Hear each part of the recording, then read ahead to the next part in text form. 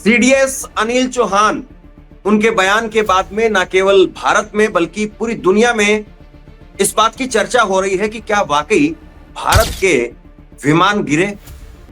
और अब कांग्रेस पार्टी की तरफ से भी इस पर सवाल पूछा जा रहा है कि सीडीएस ने जब अपनी तरफ से स्पष्ट कर दिया है, वो कह रहे हैं कि भारत के विमान को नुकसान हुआ है, तो आखिरकार बीजेपी इस पर आगे क्यों नहीं आ रही है? बीजेपी सर्वदलीय बैठक क्यों नहीं बुला रही है?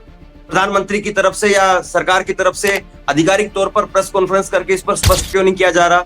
संसद का सत्र क्यों नहीं बुलाया जा रहा? अब इसी पर बातचीत के लिए मैंने एक पुराने कद्दावर कांग्रेस के नेता जगजीवन जी को बुलाया है, जिन्होंने कई प्रधानमंत्रियों का समय देखा है और खास तौर पर कारगिल का समय भी देखा। देखिए, सरकार जनता के समक्ष सच्चाई लाना नहीं चाहती, जबकि अभी तक तो हम सिर्फ ये समझते थे कि जो फॉरेन मीडिया है इस प्रकार की खबरें दे रहा था कि हमारे विमान गिरे हैं, हमले में हमें नुकसान हुआ है।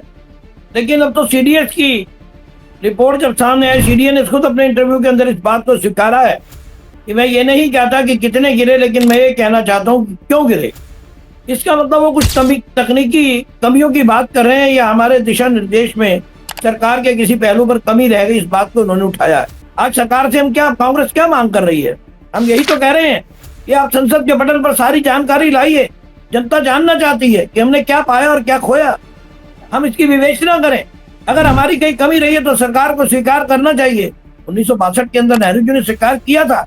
अगर हम 1962 का युद्ध हारे तो अटल बिहारी वाजपेयी जी के सवाल खड़ा करने पर नेहरू जी ने सत्र बुलाया और अपनी वहां पर मुखालफत को झेला, उन्होंने सामना किया और लोगों को बताया कि क्या कमी रही।